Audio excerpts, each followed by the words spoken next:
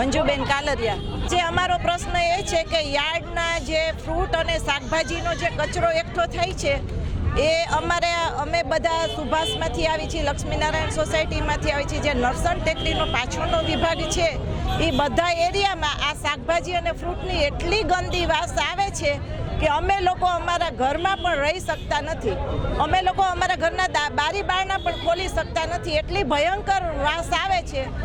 તો અમે અહીંયા યાર્ડમાં એ પ્રશ્નને લઈને આવ્યા છીએ કે આ શાકભાજી અને ફ્રૂટના કચરાનો કોઈ રોજે રોજનો નિકાલ કરો।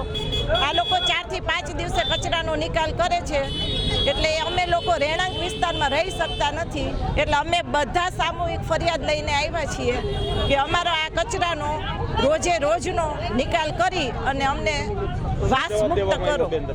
એ લોકોએ કીધું છે કે અત્યારે તો અમે ટ્રાય કરીએ છીએ, બધા કાગળિયા ચાલુ છે, અને કે અમે કચરા તો નિકાલ થાય છે પણ નગરપાલિકાવાળા ટ્રેક્ટર ખાલી નથી કરતા, એ લોકોને એ પ્રશ્ન છે।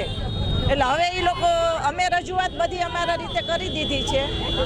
અત્યારે તો અમારું નાનું એવું આંદોલન છે, ખાલી અમે રિક્વેસ્ટ માટે જ આવ્યા છીએ। જો આ કાર્ય નહીં થાય તો અમે એને 15 દિવસનો ટાઈમ આપ્યો છે, 15 દિવસ પછી અમે અમારી આગળની કાર્યવાહી કરશું। પ્રિયાબેન ઝાલરિયા। વર્ષોથી આના પ્રોબ્લેમ છે, કોઈથી કોઈએ કાંઈ સોલ્યુશન જોયું નથી, કોઈ અહીંયા ગમે તેવા હોય એ લોકોને કાંઈ નડતું નથી, નડે છે અમને પાછળની સોસાયટી વાળાને, અમારે નાના નાના છોકરા છે, અહીંયા શાકભાજીની બધું સડી જાય છે, એ લોકો કોઈ ઉપાડતા નથી, એની કોઈ નામેની જવાબદારી છે જ નહીં, આ બધું ભોગવવાનું છે અમારે પાછળની સોસાયટી વાળાને ભોગવવાનું છે। અને આ લોકો અત્યારે અમે અહીંયા આવ્યા હતા જાહેરાત કરવા, અહીંયા બધા અમે આ બધા આખી સોસાયટીના બધા મળીને પણ કોઈ જવાબ દેવા તૈયાર નથી અહીંયા, પણ એ બધા એમ કહે છે કે નગરપાલિકા અમને કચરો ઠલવવા દેતી નથી એમ, તો અમે કચરો નાખી ક્યાં એમ, એ લોકોનું કહેવાનું એ જ થાય છે, તો એ લોકોના પ્રશ્ન કોઈ હલ કરવા માંગતા જ નથી। અમારો નામ ગૌરીબેન કાસુંદ્રા।